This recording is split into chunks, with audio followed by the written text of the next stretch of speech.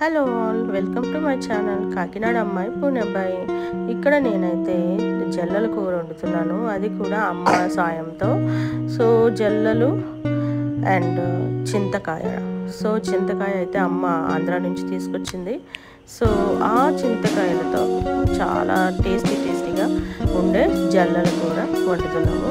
ఇందులో లాస్ట్లో ఒక ట్విస్ట్ ఏంటంటే బ్రింజలు కూడా యాడ్ చేస్తున్నాం అన్నమాట. సో బ్రింజలు అంటే మీకు తెలుసు కదా, వంకాయని యాడ్ చేయడం వల్ల వంకాయకి టేస్ట్ వచ్చేస్తుంది. అందుకు మేము అమ్మ ఇప్పుడు జల్లకూర చేసిన కలబెడుతూ ఉంటుంది. కలబెట్టింది అయితే నీకు చూపించలేదు, మీకు మామూలుగా ఇట్లా నార్మల్ కర్రీల టైప్లోనే చూపించాము.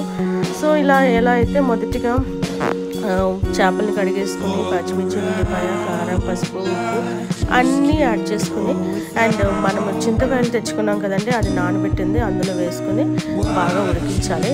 ఇలా ఉడికించిన తర్వాత సో వంకాయ ముక్కలు కట్ చేసుకుని పెట్టుకున్నవి అందులో యాడ్ చేసేయాలి. యాడ్ చేసి ఒక 10 నిమిషాలు ఉడికించుకుంటే కూర రెడీ అయిపోయిందండి.